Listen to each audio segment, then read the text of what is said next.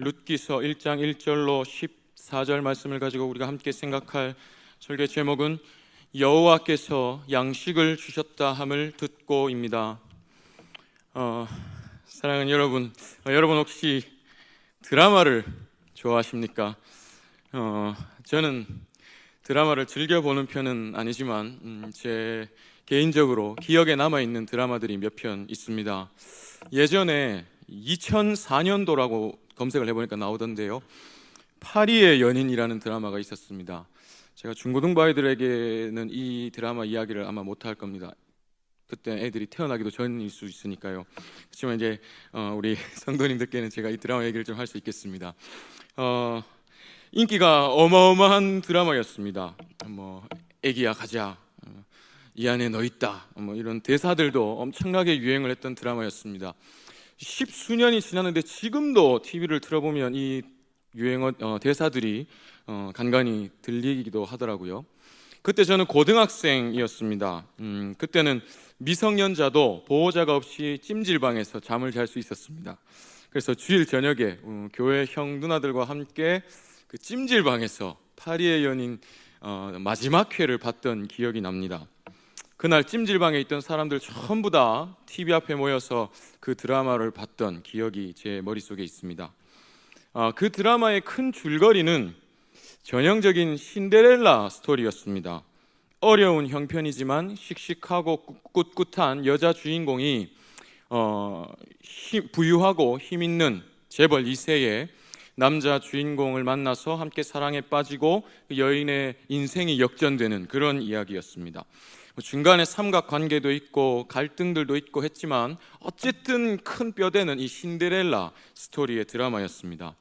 사실 이런 종류의 이야기는 전개가 아주 뻔합니다. 드라마를 조금만 봐도 이 사람은 착한 사람이겠다, 또 저 사람은 나쁜 사람이겠다, 등장인물의 성향까지 눈에 다 들어옵니다. 그런데 이런 뻔한 이야기임에도 불구하고 동서고금을 막론하고 모든 사람들이 이런 류의 이야기를 참 좋아합니다. 당장 신데렐라도 유럽의 동화고 우리나라에도 비슷하게 콩쥐 팥쥐 같은 동화가 있지 않습니까? 그래서 그날 찜질방에 있던 사람들도 전부 너도 나도 애고 어른이 갈 거 없이 나도 박신양 너는 김정은이 돼서 그 드라마에 흠뻑 빠졌던 기억이 납니다. 근데 성경에도 그런 비슷한 스토리의 이야기가 나옵니다. 오늘 본문인 룻기입니다. 삶에 어떤 희망도 없던 이 룻이라고 하는 여인의 인생이 유력한 자 보아스를 만나서 완전히 그의 인생이 역전되는 이야기입니다. 근데 이것은 가난한 자가 부하게 되는 정도의 차원이 아니고 사망에서 생명으로 건짐받고 그의 이름이 메시아의 계보에 오르게 되는 세상의 신데렐라 스토리들과는 비교가 불가능한 엄청난 은혜의 이야기입니다. 그 놀라운 은혜의 역사는 이렇게 시작합니다. 본문 1절을 한번 함께 읽겠습니다. 사사들이 치리하던 때에 그 땅에 흉년이 드니라. 유다 베들레헴의 한 사람이 그의 아내와 두 아들을 데리고 모압 지방에 가서 거류하였는데, 사사들이 이스라엘을 치리하던 사사 시대에 흉년이 찾아옵니다. 그러자 베들레헴에 살고 있던 엘리멜렉이라고 하는 사람이 자기 아내와 두 아들을 데리고 베들레헴을 떠나서 모압 지방으로 향합니다. 엘리멜렉이라는 이름의 뜻은 하나님은 왕이시다라는 뜻인데, 그는 자기 이름처럼 살지는 못한 것 같습니다. 왜냐하면 그가 흉년을 피해서 간 곳이 모압 자손의 땅이기 때문입니다. 모압이 누구입니까? 아브라함의 조카 롯의 큰딸이 자기 아버지 롯과 동침하여 낳은 아들이 모압입니다. 또 이때 롯의 작은 딸도 아버지 롯과 동침하여서 벤암미라고 하는 아들을 낳았는데, 이 벤암미는 후에 암몬 자손의 조상이 됩니다. 하나님은 이 모압 자손과 암몬 자손에 대해서 이렇게 말씀하셨습니다. 신명기 23장 3절을 한번 함께 읽겠습니다. 암몬 사람과 모압 사람은 여호와의 총회에 들어오지 못하리니 그들에게 속한 자는 10대뿐 아니라 영원히 여호와의 총회에 들어오지 못하리라. 열대가 지날 동안만이 아니고 영원히 여호와의 총회에 들어오지 못한다고 했던 자들이 이 암몬 자손이요 또 모압 자손이었습니다. 그런데 엘리멜렉은 이런 모압 자손의 땅으로 흉년을 피해서 간 것입니다. 게다가 이 엘리멜렉은 모압 땅에서 곧 죽고 마는데, 그가 죽고 남은 그의 아내 나오미는 룻과 오르바라고 하는 모압 자손의 여인들을 며느리로 드립니다. 흉년 때문에 약속의 땅을 뒤로 하고 모압 자손의 땅으로 간 것과 또 하나님의 총회에 들어오지 못한다 하셨던 이 모압 자손의 여인을 가족으로 드린 것, 이런 모습들은 분명히 믿음의 행동이라고 보기는 어렵습니다. 그런데 이 모압 땅으로 간 지 10년이 되었을 때, 10년쯤 되었을 때 두 아들마저도 죽고 맙니다. 나오미의 두 아들은 말론과 기럧이라고 이름했는데요, 이 이름의 뜻은 병약한 자, 유약한 자라는 뜻입니다. 정말 이 이름처럼 이들은 자녀도 없이 일찍이 요절하고 맙니다. 이제 남은 것은 나오미라고 하는 한 늙은 여인과 그의 두 며느리 모압 여인 오르바와 룻 뿐입니다. 나오미의 상황을 한번 생각해 보겠습니다. 사실 드라마도 이렇게 만들면 욕을 먹습니다. 인간적으로 이 가족이 오죽했으면 모압 땅까지 갔을까 싶습니다. 또 오죽했으면 모압 자손의 여인을 며느리로 드렸을까도 싶습니다. 이때 유대 사회는 철저한 부계 사회입니다. 남자가 없이 여자만 있으면 이건 아무 의미가 없습니다. 남편이 죽은 마당에 자기의 두 아들이 어서 후손을 잇지 못하면 나오미는 사회적으로 어떤 힘도 없고 어떤 가치도 없습니다. 그런데 이 두 아들이 병약합니다. 그러니까 두 아들이 어떻게 되기 전에 빨리 이 두 아들이 후손을 이어야 합니다. 근데 베들레헴은 아직도 여전히 흉년이라서 돌아갈 수가 없고, 베들레헴으로 사람을 보내서 며느리를 데려올 또 능력은 없습니다. 오죽했으면 당장 눈앞에 있는 모압 여인하고라도 두 아들을 혼인시킬 수밖에 없었을까라고 생각도 듭니다. 그런데 이 두 아들도 후손을 잊지 못하고 죽었습니다. 이제 나오미는 자기 생명을 책임져 줄 사람이 아무도 없습니다. 아무런 희망도 없이 비참하게 멀고 먼 타향에 홀로 남겨진 것입니다. 바로 이때 한 소식이 들려옵니다. 본문 6절을 한번 함께 읽겠습니다. 그 여인이 모압 지방에서 여호와께서 자기 백성을 돌보시사 그들에게 양식을 주셨다 함을 듣고 이에 두 며느리와 함께 일어나 모압 지방에서 돌아오려 하여. 여호와께서 자기 백성을 돌보신다. 여호와께서 자기 백성에게 양식을 주신다는 소식이 나오미에게 들려옵니다. 이후의 이야기는 너무나 잘 아시는 내용입니다.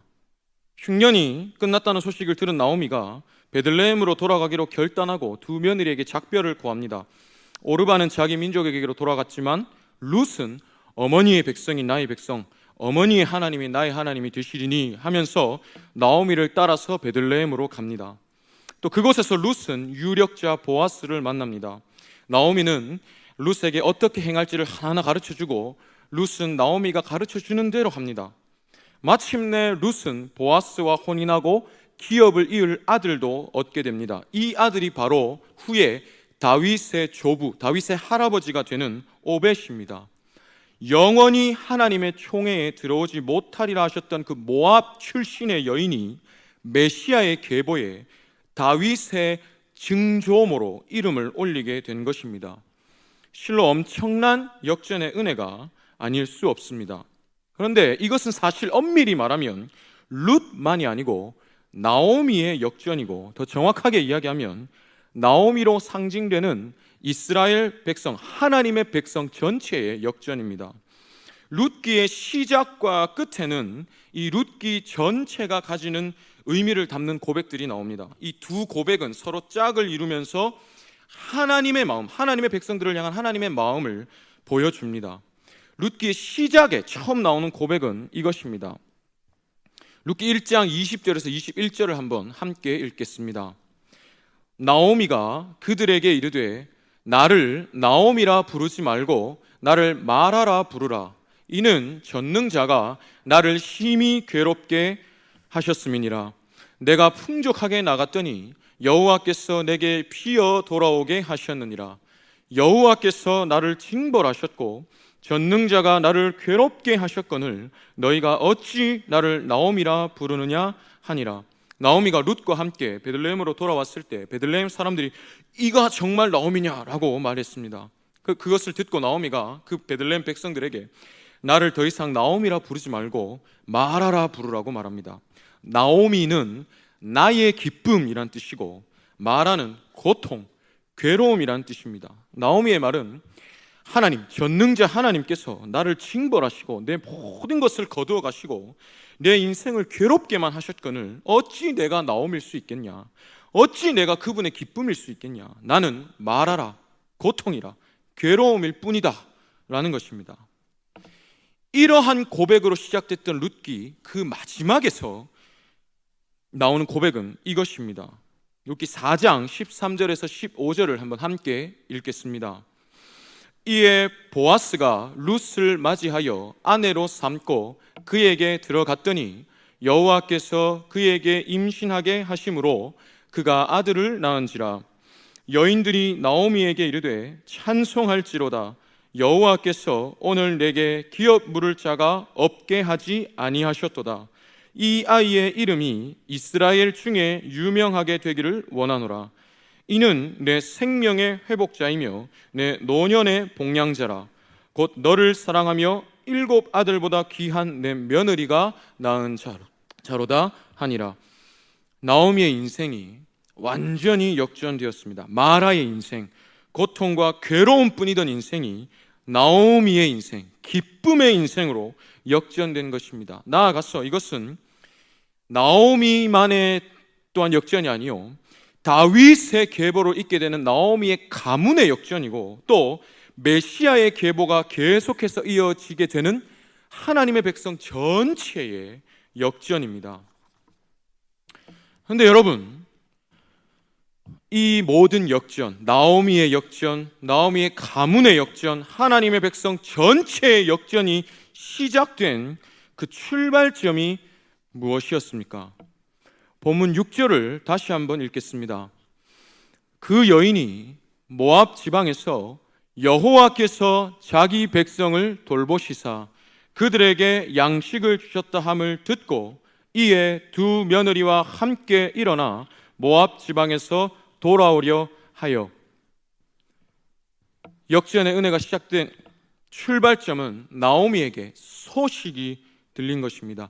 여호와께서 다시 자기 백성을 돌보신다. 여호와께서 다시 흉년을 끝내시고 자기 백성에게 양식을 주신다는 소식입니다. 우리는 이런 소식을 가리켜서 복음이라고 말합니다. 나오미에게 복음이 들려졌고 이 복음을 들은 나오미가 다시 약속의 땅으로 하나님의 품으로 돌아가기로 결단하고 실제로 자기의 발걸음을 옮길 때 룻이 뒤따랐고 놀라운 역전의 은혜가 이루어졌습니다. 주의 품을 떠난 주의 백성에게 복음이 들려지고 그가 다시 주께로 돌아올 때 역전의 은혜가 시작된 것입니다. 우리 교회는 매주 화요일과 목요일에 전도대가 거리로 나가서 전도를 합니다. 저도 화요일마다 전도대와 함께 LG 아파트 앞에서 전도를 합니다. 근데 전도를 해보면 종종 만나게 되는 분들이 있습니다. 나도 예전에 교회 다녔다. 나 집사다. 나도 성경 다 읽어봤다. 하는 분들입니다. 그럼 그분들께 그러면 지금은 왜 교회에 안 다니십니까? 라고 여쭤보면 먹고 사는 게 바빠서 그렇습니다. 혹은 뭐 집을 이사 오면 다른 동네에서 집을 이사 오면서 자연스럽게 그렇게 됐습니다. 이런 류의 답변들이 따라옵니다. 그런데 그런 중에 듣게 되는 아주 가슴 아픈 답들이 있습니다. 눈은 웃고 있는데 입술은 이렇게 일그러진 표정으로 요즘 사람들이 말하는 소위 그 썩은 미소, 썩소를 지으면서 이렇게 말을 합니다. 교회 다니는 사람들이 더 못됐고 더 치사하더라고. 교회도 돈 없는 사람은 못 다니겠더라. 교회도 없는 사람 무시하고 다 똑같더라. 라는 답변이 돌아올 때가 있습니다. 또 예전에 제가 아는 정말로 신실한 집사님이 한 분 계셨습니다. 주중에는 서울에서 직장을 다니셨는데 내가 본교회의 자리를 지켜야 된다라고 하시면서 매 주일마다 지방으로 교회를 출석하실 만큼, 그리고 다시 서울 직장으로 가실 만큼 신실한 분이셨습니다. 그래서 장립 집사 후보로 당회에 추천도 받으셨고 모든 분들이 공동회에서도 충분히 통과가 되실 것으로 생각을 했습니다. 근데 이 집사님 본인이 갑자기 이 직분 받기를 극구 사양하시고 결국 공동의회에 올라가기를 포기하셨습니다. 심지어 그렇게 신실하게 신앙생활을 하셨던 분이 점점 주일도 지키지 않게 되었습니다. 나중에 들어보니 이유는 하나였습니다. 직장 상사 중에 정말로 그 삶의 모습이 이 국어사전에 있는 표준어입니다. 개차반인 분이 있었는데, 근데 그분이 장로님이라는 사실을 이분이 알게 되고 큰 충격을 받은 것이었습니다. 사람들과의 관계 속에서도 정말로 인간 같지 않은 모습, 그런 모습들을 많이 보아왔는데 그분이 장로님이라는 사실을 알게 되고 너무 충격을 받고 신앙생활에 깊은 회의를 느끼고 믿음은 있는데 내가 교회는 못 가겠다라고 하는 그 일명 안나가 성도, 가나안 성도가 되고 마셨습니다. 근데 오늘날 이렇게 거리에 나가서 전도를 할 때나 또 우리가 신앙생활을 하면서 주변에서 교회 안에서 상처받고 교회를 떠나는 분들, 또 혹은 신앙의 회의를 느끼면서 큰 충격을 받고 회의를 느끼면서 교회를 떠나시는 분들을 우리가 많이 점점 더 늘어가는 것을 보게 됩니다. 찾아보니까 2012년에 한국 기독교 목회자 협의회에서 조사를 한 바에 따르면은 우리나라에 이런 가나안 성도의 숫자가 5년 전입니다. 2012년이니까요. 전체 기독교인의 10%에 달한다고 합니다. 5년 사이에 이런 숫자가 더 늘었으면 늘었지 줄었을 것 같지는 않습니다. 또 2015년 12월에 국민일보 기사에서 우리나라에 이렇게 가나안 성도들이 발생하는 원인들을 조사한 것이 있었는데, 첫 번째 이유는 1위는 배타적이고 이기적인 사랑이 없는 교회 공동체의 모습에 지쳐서, 두 번째는 목회자의 독단적이고 권위적인 모습에 실망해서, 목회자들의 모습에 실망해서, 세 번째는 교회가 영적인 갈급을 채워주지 못해서. 그리고 2015년 11월에 국민일보에서 그러면 이 가나안 성도들에게 교회를 만약에 다시 가게 된다면 어떤 교회에 가고 싶으냐라는 또 조사를 했습니다. 첫 번째는 올바른 목회자가 있는 교회, 두 번째는 공동체성이 있는 교회, 안에 사랑이 있는 교회라는 거겠죠. 세 번째는 건강한 교회였습니다. 현실이지 않습니까? 우리 지금 우리가 있는 이 연제구 연산동 땅에서도 수없이 보게 되는 현실입니다.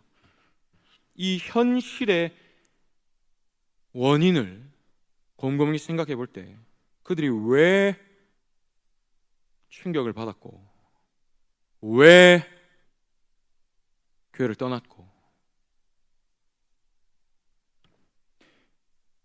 말씀과 삶과의 괴리 때문이 아닌가 싶습니다. 교회에서 말씀을 듣습니다. 말씀을 배웁니다. 그런데 직접 목격하게 되는 삶이 다릅니다. 말씀은 넘칩니다. TV만 틀어도 말씀이 나오고 라디오만 틀어도 말씀이 나오고 인터넷만 틀어도 말씀, 손바닥에서 말씀을 볼 수 있습니다. 말씀은 넘치는데 말씀이 없습니다.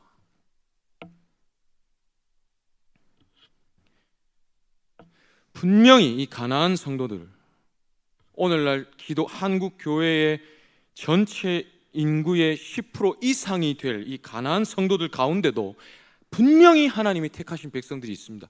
돌아와야 될 자들이 있습니다. 그들에게 무엇이 복음이 되겠습니까? 이미 예수님 다 아는 사람들입니다. 예수 믿고 신앙생활 열심히 하던 사람들입니다. 하나님이 유일한 신이라는 걸 믿습니다. 나 삼위 하나님에 대해 믿습니다.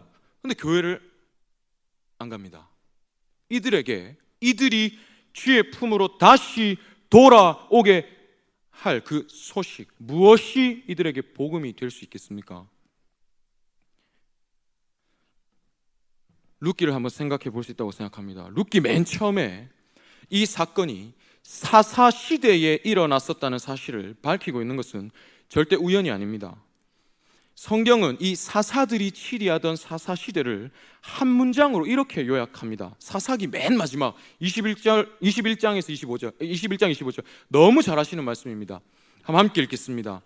그때에 이스라엘의 왕이 없으므로 사람이 각기 자기의 소견에 옳은 대로 행하였더라. 이스라엘에 왕이 없었던 적이 없습니다. 진짜 왕이신 하나님을 이스라엘이 잊어버립니다.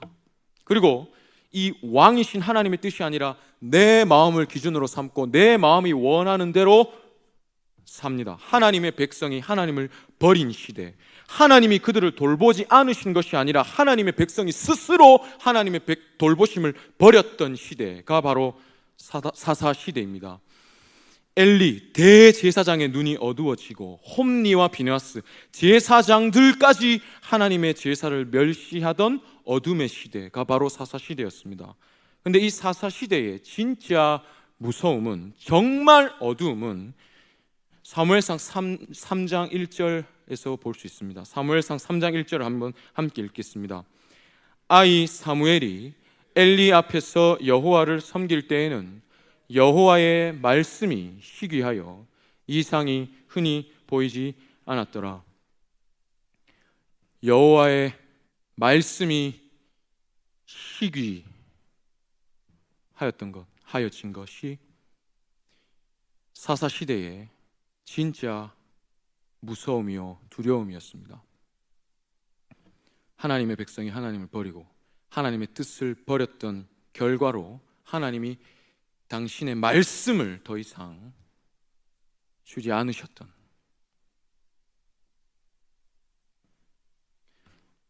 사사기, 룻기, 사무엘상 하입니다. 성경을 편집할 때 사사기 다음에 룻기를 넣고 사무엘상을 읽게 한 것은 절대 우연이 아닙니다.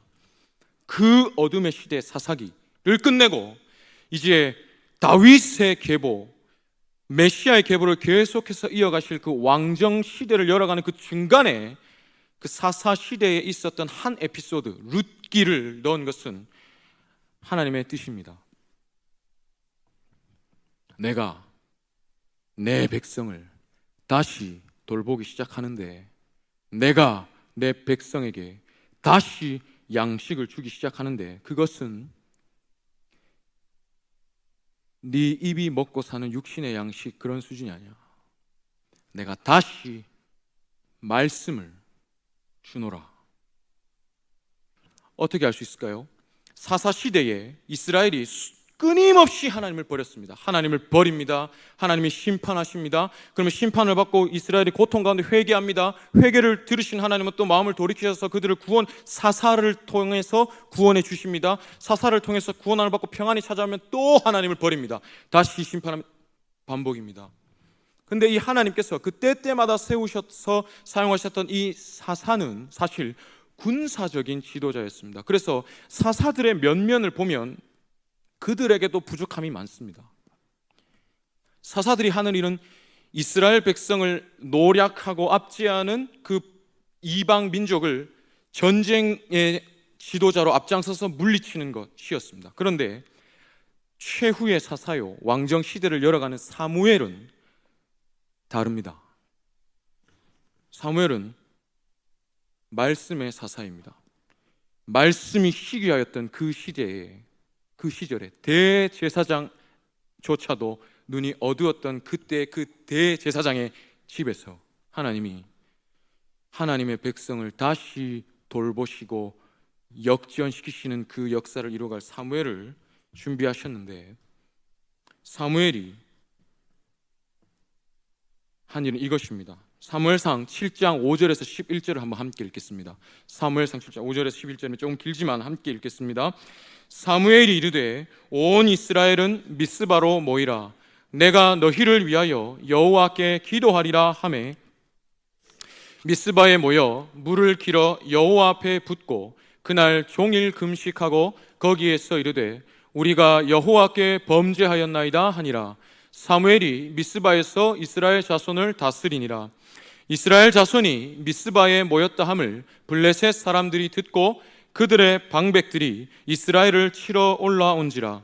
이스라엘 자손들이 듣고 블레셋 사람들을 두려워하여 이스라엘 자손이 사무엘에게 이르되 당신은 우리를 위하여 우리 하나님 여호와께 쉬지 말고 부르짖어 우리를 블레셋 사람들의 손에서 구원하시게 하소서 하니 사무엘이 젖 먹는 어린 양 하나를 가져다가 온전한 번제를 여호와께 드리고 이스라엘을 위하여 여호와께 부르짖음에 여호와께서 응답하셨더라. 사무엘이 번제를 드릴 때에 블레셋 사람이 이스라엘과 싸우려고 가까이 오매 그날에 여호와께서 블레셋 사람에게 큰 우레를 발하여 그들을 어지럽게 하시니 그들이 이스라엘 앞에 패한지라. 이스라엘 사람들이 미스바에서 나가서 블레셋 사람들을 추격하여 뱃갈 아래에 이르기까지 쳤더라. 최후의 사사요, 하나님의 백성의 새로운 역전의 역사를 시작하는 그 왕들에게 머리에 기름 붓는 역할을 했던 이 사무엘은 이전의 사사들과 다릅니다.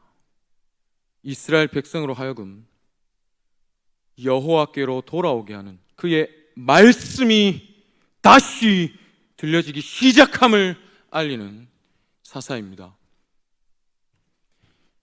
단순히 그때마다 그냥 그 이방 민족들만 치고 사라진 사사들과 달랐습니다. 오늘 우리 곁에 있는 실제로 있는 이 가나안 성도들, 말씀이 없으므로 말씀과 성도의 삶이 같지 않아서 듣고 배우나 보여지는 말씀이 없는 이 시대에, 그래서 주의 품을 떠난 자들에게 무엇이 복음이 될 수 있겠습니까?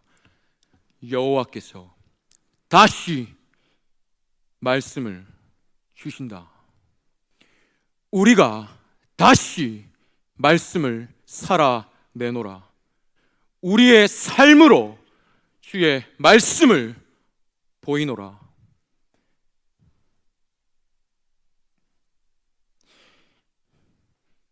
(10월) 넷째 주와 다섯째 주에 새생명 초청 전도 축제를 준비하고 있습니다. 전도대에 나가서 그 전단지를 드리면서 요즘도 전도를 하고 있습니다. 전단지가 전도지이겠습니까? 내가 전도지입니다. 내가 초청장이고 내가 복음입니다. 내 삶의 모습이 여호와가 자기 백성을 돌보신다고 하는 복음의 증거가 되어야 합니다. 그날 누구든지 올 것입니다. 우리가 그들에게 보여주는 미소, 한번 허리 굽혀 하는 인사, 먼저 다가가서 내미는 손, 이 하나하나가 복음입니다.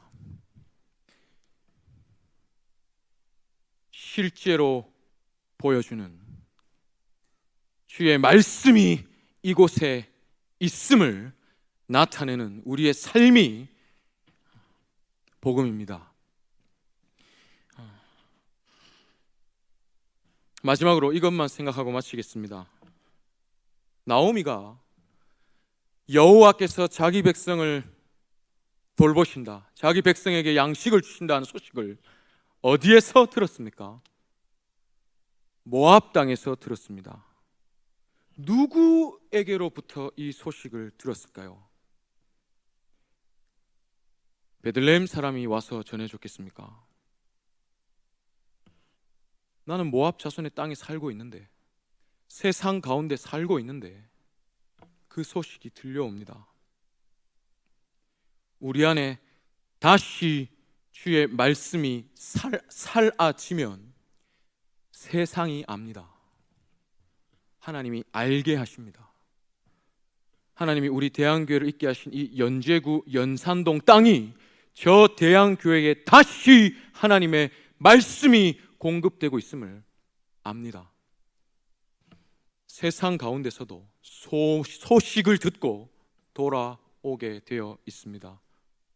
이런 역사가 우리 교회에 있기를, 또 모든 주의 몸된 교회들에게 있기를 간절히 소원합니다.